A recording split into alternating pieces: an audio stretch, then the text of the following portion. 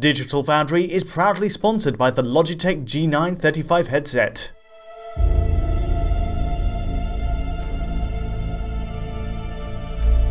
So hello and welcome to this post-E3 video of our coverage of Control, Remedy's next third-person shooter / action game on their Northlight engine.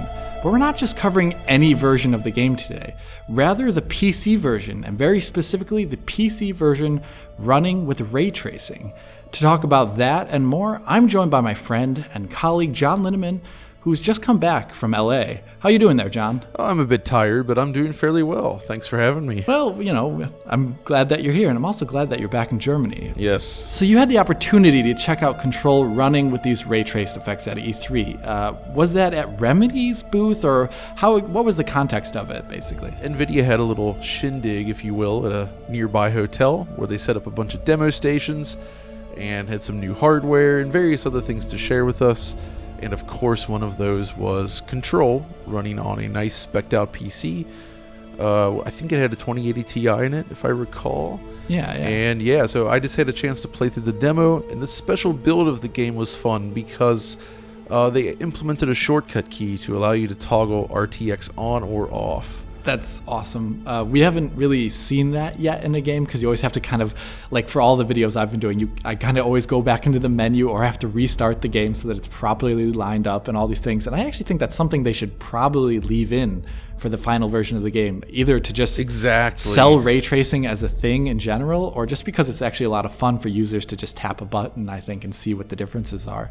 Exactly. I shared that feedback with them for whatever it's worth because, that's fun. And that's what's interesting about this demo then. So they start you here in this section where it's kind of like a bunch of pipes, very underground facility looking area, if you will. And I immediately started messing around with it. And yeah, the first thing you notice, of course, is the addition of reflections. Yeah. So they have both, like opaque and transparent reflections. Yeah, Which we'll get into all the detail on this later, of course, since you've studied the presentation in great detail. So we have some better ideas on how it works. But basically, it's, obviously things like water or whatever, we've seen reflections there. But then now you see it on glass. So transparent glass, you actually can see through the glass, but also see the reflection of the room and your character in the glass, which is something that would be impossible to do with screen space reflections. Yeah. And, the thing is, unlike Battlefield 5, and that's another game that also had transparency reflections and, reflections on opaque objects as well. There is a lot more surfaces in this game kind of taking place in this, what looks to be an underground complex, and with modern materials, modern plastics, a lot of modern polished metals, and no wood really like we saw in Battlefield, or just these outdoor environments. All those things that where developers are faking it in the past with screen space reflections or with cube maps, where you're kind of used to it. Now all these same materials which populate the scene in its entirety are being reflected in a more realistic manner. And I think the one thing you keep pointing out and talking to me about were these kind of pipes, these semi-polished metal pipes all throughout the environment. And usually you would just see a tiny bit of screen space reflection on the side of it, maybe the underside of it.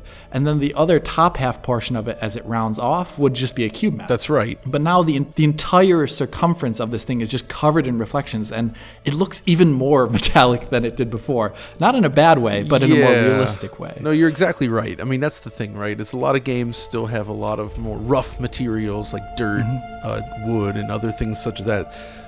The way Control is designed is you do get so many shiny and sort of artificial materials everywhere. Well, artificial only in the sense that it's sort of more man-made instead of naturally occurring. Yeah. But these things are perfect for this sort of technology.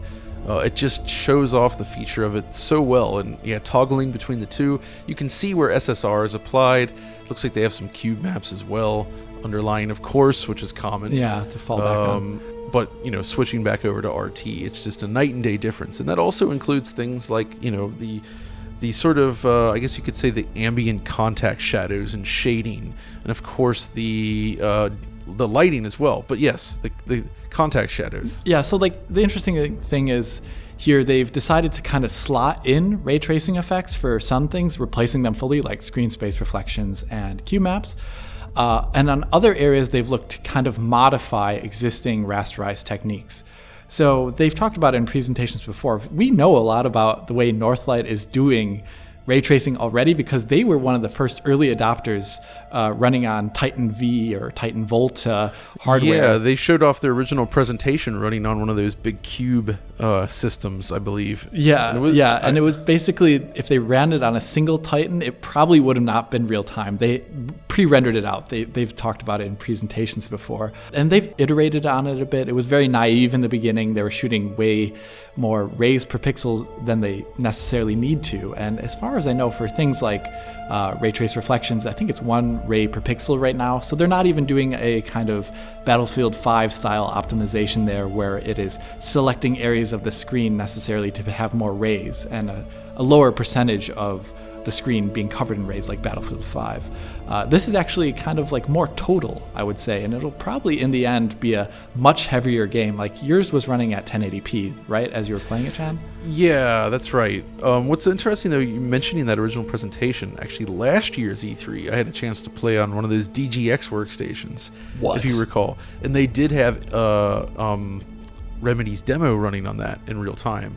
Wow. And you could actually adjust a slider to change the amount of rays it was shooting out in real time, which absolutely dropped the DGX to its knees. And I mean, this was before RTX cards had been announced, and they were showing this off, and seeing such an expensive workstation with so many graphics cards installed dropping into like single digits when you cranked up the ray count. That is amazing. Amazing. Kind of insane, but you could lower to a point where it ran at a reasonably smooth frame rate, nothing super high, but yeah, it was a very impressive demo, and it shows that Remedy has been working in this direction for a long time. They've also been working, they have their own voxelized solution to sort of global illumination that they had developed for Quantum Break and just for their Northlight engine in general, and all of this seems to be a nice evolution that takes full advantage of the more powerful hardware available today. Yeah, take advantage of it to kind of enhance or multiply effects. Yeah, exactly. It's much more refined and accurate now. That's what I would say too. Like regarding, like I was saying, so they slot in and replace SSR and Q maps, but for certain shadows in the environment, like that are normally covered by shadow maps from point lights, you could say, or spotlights, they've also enhanced them with ray tracing to cover those points where usually when a shadow map is like at a very oblique angle or kind of like an angle where it's hard to actually cover it with the resolution of the shadow map itself, and it looks like things are floating. This is usually called Peter panning, and I've talked about it a lot before. This is a very common affliction. And basically the ray tracing for these kind of lights makes it so that objects sit really close to their shadow, and you wouldn't be able to see this discontinuity. It's almost like the way Doom 3's kind of shadows work in that aspect. They're not going to be completely sharp because it's mixed with shadow maps, but at the same time, it'll keep them grounded instead of floating.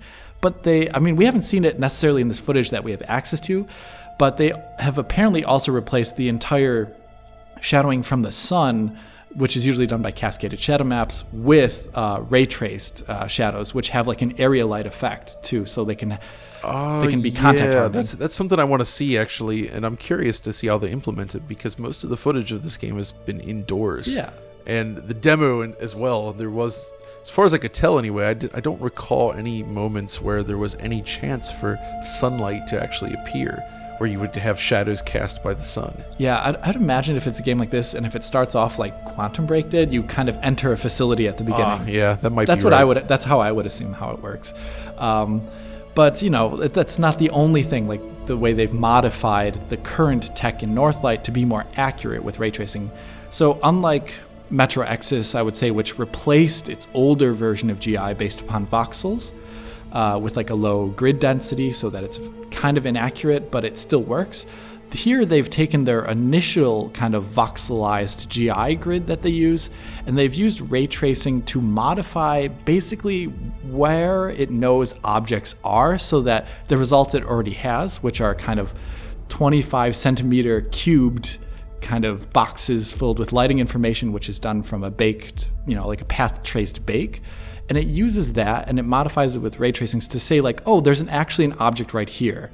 so it knows to more accurately shade it. Because the thing is, this grid is so low resolution that objects intersect with it all the time. So yeah, there's a lot of, obviously just objects in the environment, smaller objects. Yeah. It can't possibly handle that due to the lack of precision, due to the size of those individual voxel boxes, if you will. Yeah, and it could also have the problem where if something's too thin, the lighting information from the back side of it could show up on the front side. And they use this classic example of like a thin table.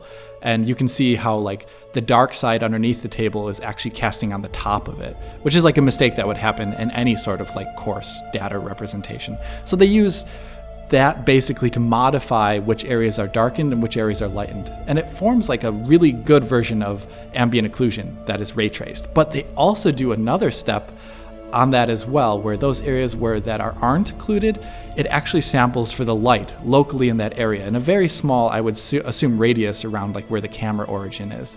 And that leads it so that there's even more accurate bounce lighting from small objects, as well as this really accurate ambient occlusion. It's different than the way Metro Exodus works, but it can produce, like, I'll have these two images side by side right here, really accurate, small, I would say diffuse reflections, something that we don't actually get much at all in any games. So this game is going to be doing something that we haven't seen before, like a different style of GI than we see in Metro Exodus, but also kind of, it's probably going to be more performant. That's why they can have all these effects together. So, and that's an interesting point. First of all, yes, obviously having all of these effects together in a shipping game isn't really something I think we've seen yet. I mean, Quake 2 RTX. Quake 2, yes, but that's, a game from 1997. Yes, that's an amazing thing, absolutely. But yeah, as far as a modern, brand new shipping game, I think this is the first time we've seen everything combined. And it's interesting you mentioned performance. So first of all, yes, this was running at 1080p. And for the most part, the performance was locked 60 FPS. I suspect, as we've seen in the past, obviously increasing the resolution greatly increases the load. So, I don't think we're going to be doing 4K 60 ray tracing in this game anytime soon. No. But what was very curious about this demo is the fact that when you would toggle it off, performance actually somewhat degraded. What? So, when running with RTX on, it was 60 FPS with a cap, with VSync enabled, so it was very stable and it looked smooth. Disabling RTX seemed to have disabled VSync, causing a lot of tearing. The frame rate would sort of dip below 60 and you would just get sort of non-stop tearing. That's super interesting. Which was rather strange. And this was mostly consistent throughout the demo. The point where the RTX effects caused the frame rate to dip under 60 in RTX mode, the frame rate was higher when you disabled them, but of course the tearing was there, so I'm not really sure what's up with that. Maybe just a bug in this sort of implementation. Either way, it was surprising. I'm curious if it has to do with the fact that they are using DX12 or something like that, because remember really well how Quantum Break ran generally on most NVIDIA hardware much better under DX11 than it did on DX12. I'm curious if there's just some like weirdness still with their DX12 code. Yeah, it's not clear why it was like that, but it was definitely like that, so it's something to note. But honestly, overall though, it looked and felt remarkable in motion to me. I mean, when you combine the benefits of RTX with all of the physics and sort of world transformation they have going on. Yeah, there's like a lot of scenes where like a bookshelf will fly over, or like a stack of books will fall over and there's tons of paper in the air, or like stuff bends. Oh, and even beyond that, the whole environment transforms. So you'll be running down a hall and then everything stretches out and the whole room changes shape in real time right before you, which by the way, was also something that Psychonauts 2 does a lot of, which I thought was cool. So that's kind of a common theme from cool-looking games this year, maybe, or at least maybe just those kind two. Kind of wacky, trippy stuff. I really appreciate the sort of environmental transformation they have going on, in addition to all the particles and debris and everything that sort of kicks up when you get into combat. Walls breaking apart, pieces of cement flying everywhere, the room filling with smoke particles, like everything. It just looked really, really impressive. There's this cool kind of like, it almost looks fluid simulation like. I don't think it is. I think it's probably just screen space trickery, but when I think it's when the enemy characters die, they kind of like explode in this kind of like chromatic, weird, fluidy looking stuff that distorts the air. And I think when the character model walks through it, it looks like it distorts as well. I don't know how they're doing it, but it looks really cool. And it makes me really happy that they're making a game like this, because as much as I liked Quantum Break, it obviously fell into the trap of being heavily cinematic and relying on its cinematics. And that's where a lot of the budget went, obviously, too. Yes. And this is all about gameplay, it seems like. There is a story and they have, cutscenes, but you can tell that that is not where their budget went. Like, I think they're probably just capturing facial details and modeling them onto like very generic bodies here. That's what it looks like, at least. Yeah, I'm with you on that. I mean, they look fine, but it's clearly a step down from Quantum Break. But again, that doesn't seem to be their focus this time. No, and I'm happy that they're focusing on the best parts of Quantum Break, in my opinion, which was the gameplay. Yeah. And this is. I mean, I actually did like the story in Quantum Break, but I felt that it could have used more gameplay segments. Which, yeah, right. By the way, is also a problem I have with the Rockstar developed Max Payne 3. Oh, yes, right. Which had phenomenal mechanics, but was just so packed with cutscenes that it actually kind of robbed the game. And, Quantum Break had a similar issue as well, so I'm kind of happy to see them pull back and say, okay, this is more focused just on the actual action. Yeah, and that's where it looks like it really excels. All the feedback that you've said about it, just how it just plays fun, and I'm imagining at 60 FPS on a PC or even higher without RTX enabled, I'm going to have a blast playing this. And we're going to check it out, obviously, when it comes out. And I'm going to be having a full video covering it, perhaps even with an interview with some of the developers about RTX's implementation here, or ray tracing in general. And until then, I really do hope you enjoyed this video and enjoyed our feedback and our impressions about Control here and its RTX implementation to date, as John played it at E3. And if you did like this video, hit that like button and subscribe to the channel. If you're already a subscriber, well, hit that little bell button in the corner to be informed as soon as Digital Foundry posts a video. If you want to talk to John or myself about ray tracing, Control, or anything in general, follow us on Twitter or write a comment below. And this is John and Alex, signing off. Featuring 2.4 GHz wireless, 50mm Pro G audio drivers, and DTS Headphone X 2.0 surround sound technology under the hood, the G935 headset delivers the ultimate wireless audio solution for gamers, whether you're playing on PC, PlayStation 4, Xbox One, Nintendo Switch, or mobile. Order yours today from Logitech G.